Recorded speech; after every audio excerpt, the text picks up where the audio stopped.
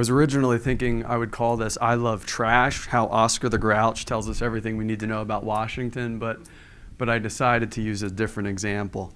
I'm honored to be here because I believe in Unite America, and I believe in the idea of putting country over party, and I believe in the idea of following the facts. But country's a big tent concept at a time when any semblance or facade of a common value system has been destroyed. And following the facts requires a respect for the scientific method and a recognition that facts can be known at a time when those concepts are under attack. Our country has become a more tribal, less trusting place.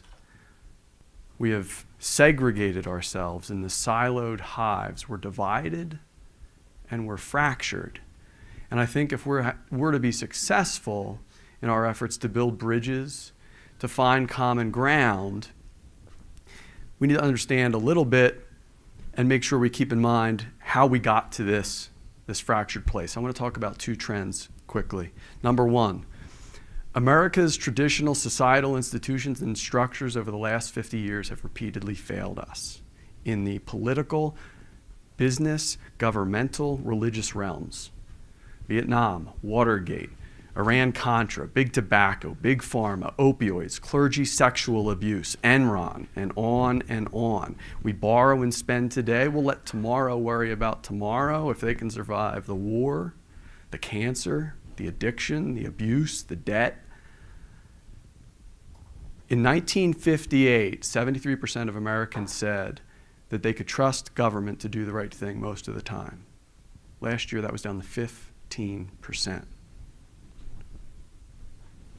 Number two, we have experienced and we remain in the midst of a mass media revolution where powerful interests profit from dividing us. 24-hour cable news, tip of the iceberg, right? We now have ideologically based programming pervasive, and we've all got our individualized social media feeds. Media covers politics like a sporting event because we keep watching and clicking and retweeting, but this has a polarizing impact. We're rooting for our team. We're not analyzing policy problems, potential solutions. So following the facts, putting country over party is a much harder lift than it would otherwise seem, because if you're not on my team, if you're not in my hive, I don't trust you. So how do we get to following the facts? And then we've got those who would seek to foment and deepen these divisions for their own political and personal gain.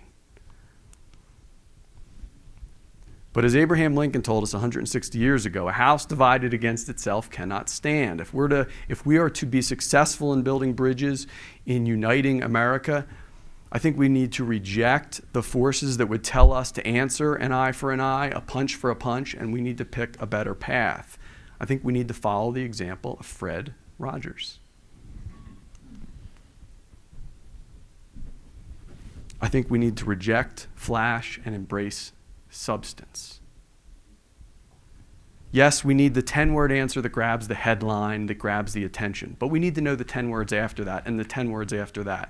Because it's in the details that the potential for compromise, those seeds of common ground, can take root and can grow.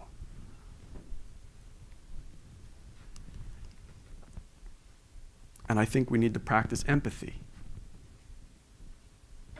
We need to practice understanding.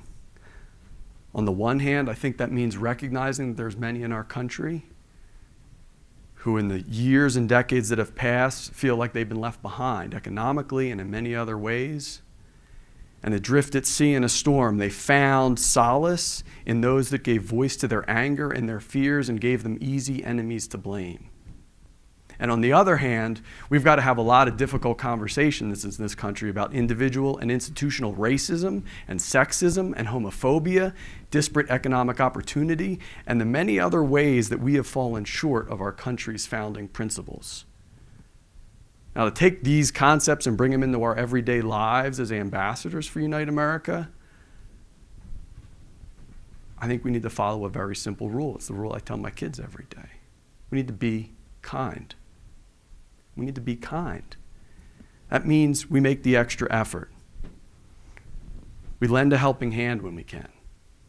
We resist the urge to answer the tweet with snarky trolling tweet. We live our lives in such a way as to embody the offer, won't you be my neighbor? Now, this may sound childish, right? It may sound simple, but I'd offer for you it's neither of those things. It's deadly serious and it's really hard work. But it's essential work, because if we are to build these bridges, if we are to come together, if we are to unite America, we've got to bring people out of their siloed hives. And I think the best way to do that is the neighborly hand outstretched. Now, if we succeed in that effort, even just a little bit, I think we have the benefit of maybe in the next election and elections after that, when faced with the choice between a bully and a neighbor, maybe many more people will choose the neighbor. Thank you.